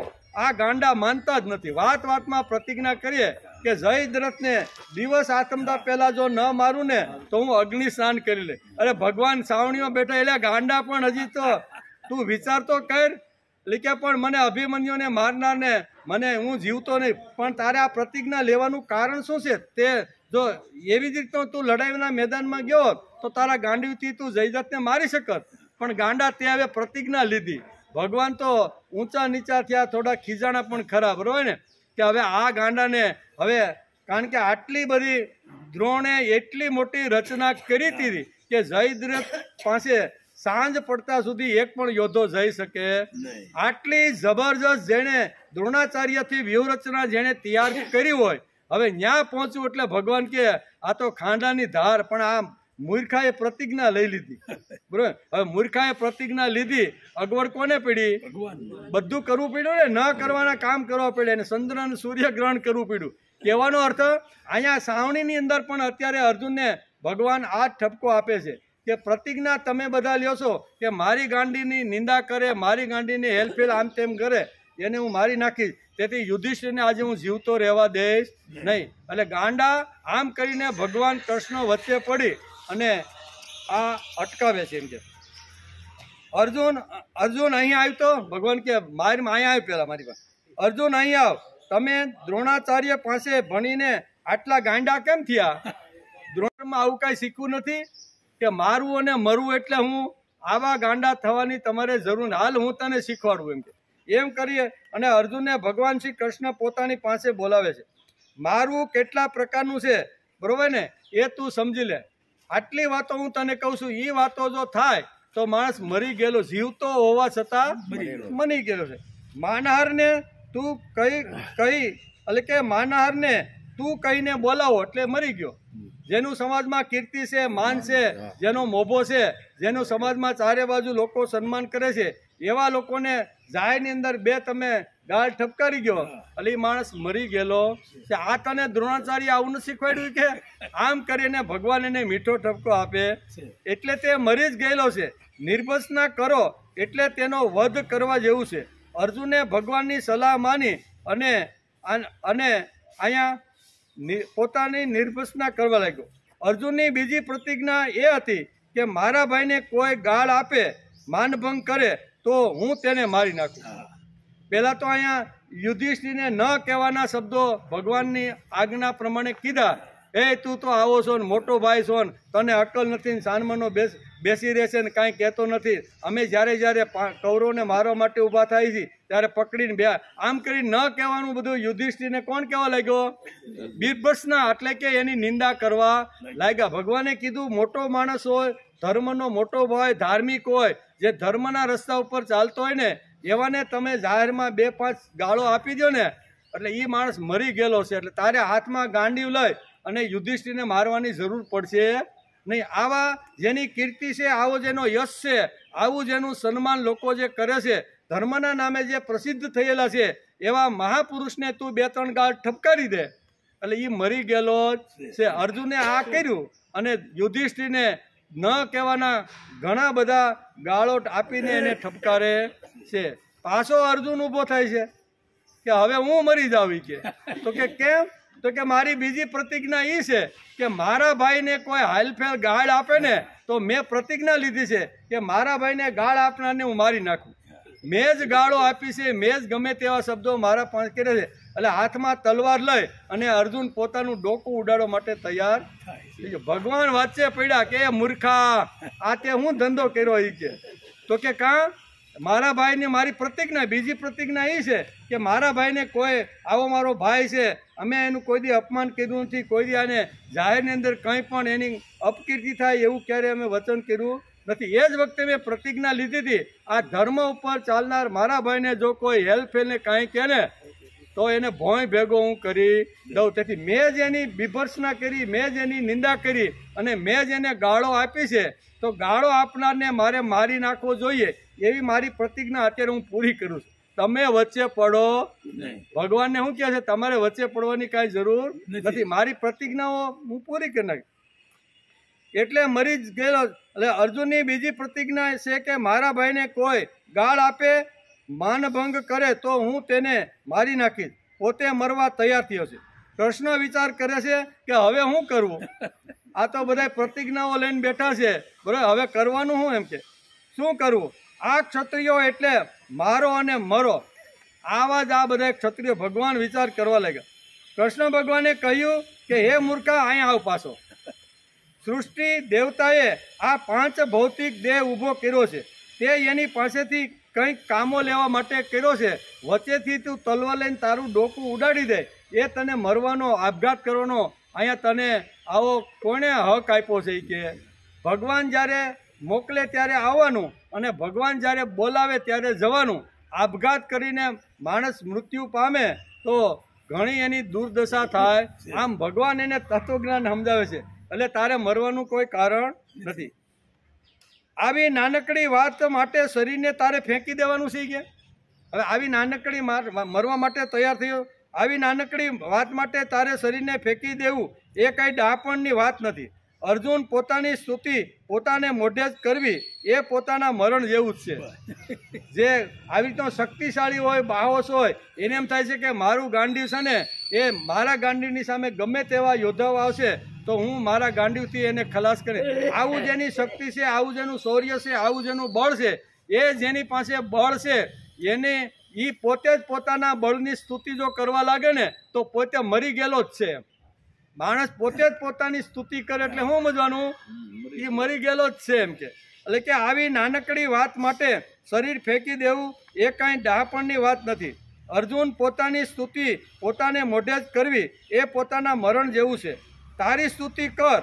આમ કૃષ્ણ ભગવાને મરવાનો રસ્તો બતાવ્યો છે કે મરવું એટલે ખાલી ડોકું ઉડાડવું એટલું નહીં, પણ મરવા માટેના બે રસ્તા, બે સિદ્ધાંતો મહાભારતની અંદર વેદવ્યાસે લખ્યા છે અને એ છે. તેથી આપણે અહીંયા રેણુકાનું કદાચ આવી રીતના પરશુરામે ડોકું કદાચ ઉડાડ્યું છે, એમાં આપણે કાંઈ શંકા કુશંકા કરતા નથી. પણ એક બીજો અર્થ આવો પણ એની અંદરથી નીકળે છે કે આવી રીતની જે પતિવ્રતા સ્ત્રી છે, બરોબર, જેને કોઈ જગ્યાએ ક્યાંય મન ગયું નથી ને ભૂલથી એકાદી વાર ચિત્રરથ તરફ ગયું હોય તો આવી રીતનું જેનું માન એને તમે 2-5 ગાળો આપી દો અથવા એની તમે નિંદા કરી નાખો તો એ માં તો મરી ગયેલી છે. આવું કદાચ આવી રીતની ઘટના ઘટી હોય, બરાબર ને. આ બે વાતો આપણે અહીં સમજાવે છે. તેથી વેદવ્યાસ લખે છે અને અહીં કહે છે પરશુરામજીના આ પ્રમાણે કહેતા જ જેમ કોઈ નિંદ્રામાંથી ઉઠે તેમ બધા જ અનાયસે સકુશળ ઊભા થઈ ગયા. પરશુરામજીએ પોતાના પિતાજીનું તપોબળ જાણીને તો પોતાના સ્વજનોનો વધ કર્યો હતો. હે રાજા પરીક્ષિત, એટલે કે સહસ્ત્ર બાહુના જે પુત્રો પરશુરામજીથી હારીને ભાગી ગયા હતા તેમને તેમના પિતાના વધની સ્મૃતિ કાયમ માટે રહી ગઈ કે મારા પિતાનો જેણે વધ કર્યો છે એનું વેર તો અમે લેવા. આમ સહસ્ત્રાર્જુનના પુત્રએ આવી રીતનો વિચાર કર્યો. એક ક્ષણ માટે પણ એમને શાંતિ ન હતી. આ મોકો ગોતીને વેરનો બદલો લેવા માટે સહસ્ત્રાર્જુનના પુત્રો અહીંયા જમદગ્નિના આશ્રમ ઉપર આવી પહોંચ્યા કે અમારા પિતાનું જેણે હત્યા કરી નાખી છે, માર્યા છે, એનું વેર તો અમારે લેવું જોઈએ. તે વખતે મહર્ષિ જમદગ્નિ અગ્નિશાળામાં બેઠા હતા અને પોતાની બધી વૃત્તિઓથી પવિત્ર કીર્તિ ભગવાનના ચિંતનમાં લગાવી રહ્યા હતા. તેમને બહારની કોઈ ખ્યાલ હતો નહીં. તે સમયે તે પાપાત્માઓએ જમદગ્નિ ઋષિને મારી નાખ્યા. તેમને અગાઉથી જ આવો પાપયુક્ત વિચાર કરી રાખ્યો. પરશુરામજીના માતા રેણુકા ખૂબ જ દીનતાથી આવેલા ક્ષત્રિયોને પગે લાગીને કહે છે કે મારા પતિને તમે મારો નહીં. એમ જમદગ્નિને જ્યારે મારતા હતા, એના કટકા કરતા હતા, એના શરીરના જ્યારે ટુકડા કરતા હતા, એ વખતે રેણુકા હાથ જોડીને વિનવે છે કે તમે આવું કૃત્ય કરો નહીં. પરશુરામની માતા રેણુકા ખૂબ જ દીનતાથી તેમને પ્રાર્થના કરી રહ્યા હતા, પરંતુ તે બધાએ તેમની કોઈ પ્રાર્થના માની નહીં. તેઓ બળજબરીથી મહર્ષિ જમદગ્નિનું મસ્તક કાપી નાખ્યું અને ટુકડા કરી નાખ્યા. હે રાજા પરીક્ષિત, ખરેખર તે નીચક ક્ષત્રિયો અત્યંત ક્રૂર હતા. સતી રેણુકા દુઃખ અને શોકથી વ્યાકુળ થઈ ગઈ હતી અને કુટલા અને જોરથી તે રડવા લાગી. પરશુરામ બેટા પરશુરામ, તું જલ્દી આપ, તારા પિતાને આ સહસ્ત્રાર્જુનના પુત્રએ આવી રીતના મારી દીધા છે. આમ જોરથી રેણુકા માતા રડવા લાગ્યા. પરશુરામજીએ ઘણા દૂરથી માતાનું આ રુદન સાંભળ્યું કે માતા અત્યારે આશ્રમની અંદર અત્યારે મને બોલાવી રહી છે. તે દોડતા આવ્યા અને ત્યાં આવીને જોયું કે પિતાજીને મારી નાખવામાં આવ્યા છે. હે રાજા પરીક્ષિત, તે સમયે પરશુરામજીને ઘણું દુઃખ થયું. સાથે સાથે ક્રોધ, સહિષ્ણુતા, માનસિક પીડા અને શોકના વેગથી અત્યંત મોહિત થઈ પરશુરામ વિલાપ કરવા લાગ્યા. હાય પિતાજી, આમ તો મોટા મહાત્મા હતા, ધર્મના સાચા પૂજારી હતા, આમ અમને છોડીને સ્વર્ગે ચાલ્યા ગયા. આ પ્રમાણે વિલાપ કરીને તેમણે પિતાનું શરીર તો ભાઈઓને સોંપી દીધું અને પોતે હાથમાં ફરસી લઈને ક્ષત્રિયોનો સંહાર કરવા માટે આવી રીતના હાથમાં પરસું લઈને નીકળી ગયા. પરીક્ષિત રાજાનો પ્રશ્ન હતો કે હાથમાં પરસું એને શા માટે લેવું પડ્યું. આવા ક્ષત્રિયો જે સમાજને સંભાળવાનો જે પ્રયત્ન કરે છે, રક્ષણ કરવાનો પ્રયત્ન કરે છે, આવા ક્ષત્રિયોને પરશુરામે શા માટે 21 વખત નક્ષત્રી કરીને ક્ષત્રિયોને ખલાસ કર્યા? આ પ્રશ્ન જે પરીક્ષિતનો હતો એના જવાબમાં સુખદેવજી મહારાજ એને આ વાત સંભળાવે છે. હે રાજા પરીક્ષિત, પરશુરામજીએ મહાસ્મી નગરીમાં જઈને સહસ્ત્ર બાહુના પુત્રોના મસ્તકોની નગરીની મધ્યમાં એક મોટો પહાડ ઊભો કર્યો. બધા ગોતી ગોતીને જેટલા હતા એ બધાને ગોતી ગોતીને મારી અને મોટો પહાડ જેવડો ઢગલો કરી દીધો.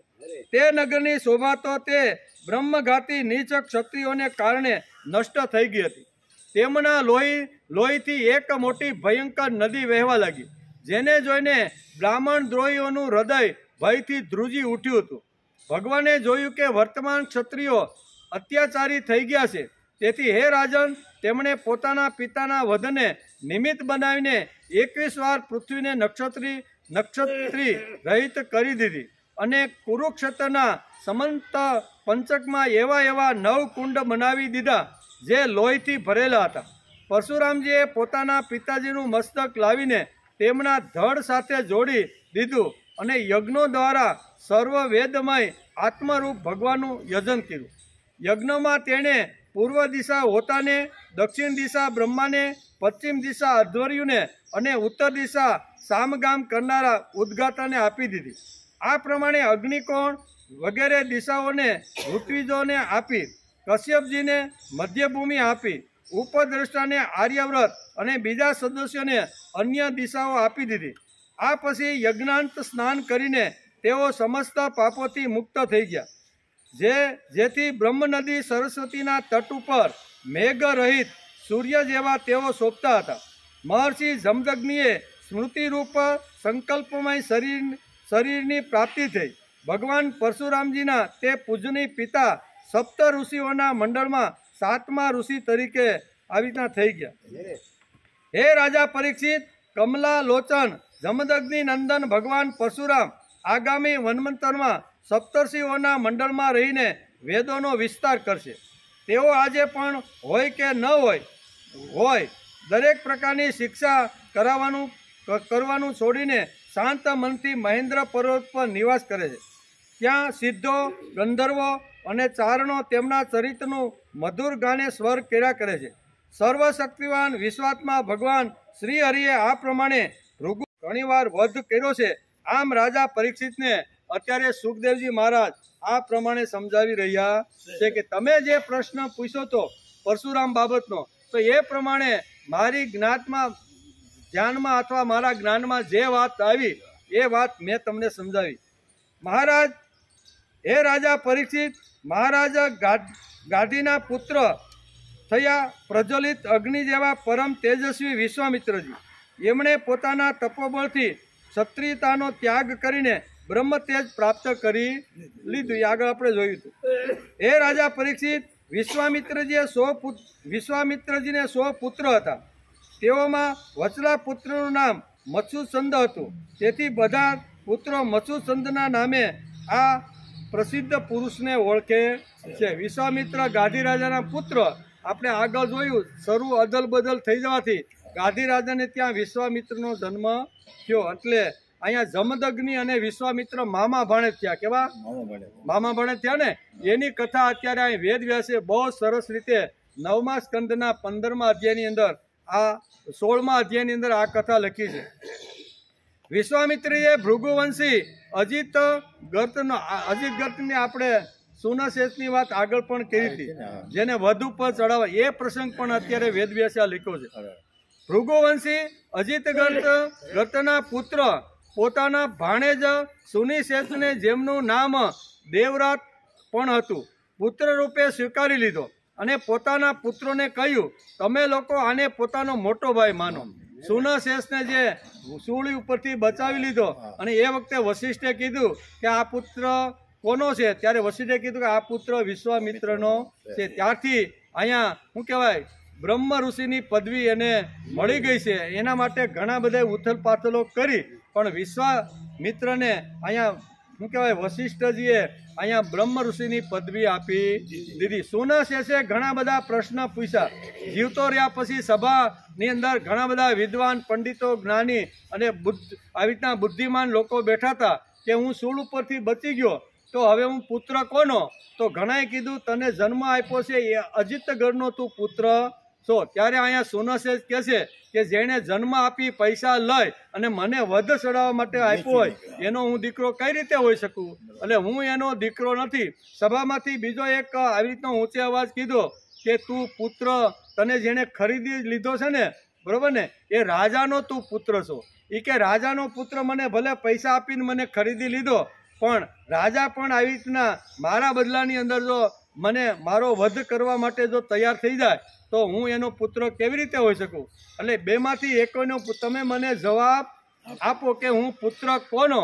ત્યારે વશિષ્ઠ ઊભા થઈને કહે છે તું વિશ્વામિત્રનો પુત્ર છો, કારણ કે તને વિશ્વામિત્રએ બચાવ્યો. બરાબર ને?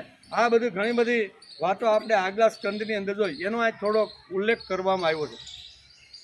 સુનશેષને મોટાભાઈ માનવાની વાત સારી. આજે હો ભાઈઓ વિશ્વામિત્રના હતા ને એ કે અમે એના પેટે જન્માસી અને આ માગેલો છોકરો સુનશેષ આવ્યો છે એને મોટા ભાઈ બનાવવાની વાત અહીંયા મારા પિતા કરે છે એ અમારા બુદ્ધિમાં ઉતરતી નથી. એટલે આ પ્રમાણે જ્યારે 49 ભાઈ મલ્લેશ થઈ ગયા અને વિશ્વામિત્રજીના વચલા પુત્ર મત્સ્યુદંડને પોતાનાથી નાના જે 50 ભાઈઓ સાથે કહ્યું કે પિતાજી તમે અમને જે આજ્ઞા આપશો તે આજ્ઞાનું પાલન કરવા માટે અમે તૈયાર છીએ. આમ કહીને મત્સ્યુદંડે મંત્રદ્રષ્ટા સુનશેષને મોટાભાઈ તરીકે સ્વીકારી લીધા અને કહ્યું કે અમે બધા તમારા અન્યાયી નાના ભાઈ છીએ. ત્યારે વિશ્વામિત્રજીએ પોતાના આજ્ઞાકારી પુત્રોને કહ્યું કે તમે બધાએ મારી વાત માનીને મારા સન્માનની રક્ષા કરી છે, તેથી તમારા જેવા સુપુત્રો તમારે ત્યાં પ્રાપ્ત થશે અને આવા પુત્ર તમારે ત્યાં પ્રાપ્ત થશે ત્યારે હું ધન્ય થઈ જઈશ. હું તમને આશીર્વાદ આપું છું, તમને પણ સુપુત્રો પ્રાપ્ત થશે. મારા પ્રિય પુત્રો, આ દેવ રાત સુનશેષ પણ તમારા જ ગોત્રનો છે. તમે લોકો તેની આજ્ઞામાં રહેજો. હે રાજા પરીક્ષિત, વિશ્વામિત્રજીના અષ્ટક, હારિત, જય અને ક્રતુમન વગેરે બીજા પણ પુત્રો હતા. આ પ્રમાણે વિશ્વામિત્રજીના અનેક પુત્રો હોવાથી કૌશિક ગોત્રમાં અનેક પ્રકારે ભેદ હતા તથા દેવરાતે મોટા ભાઈને માનવાના કારણે તેમનું પણ એક જુદું આવી રીતનું ગોત્ર પ્રવર શરૂ થઈ ગયું. આ ઘટના અત્યારે પરીક્ષિત રાજાને વેદવ્યાસે લખ્યું છે અને સુખદેવજી મહારાજે આ એનો જે પ્રશ્ન હતો એ પ્રશ્નનો જવાબ અત્યારે અહીંયા આપે છે.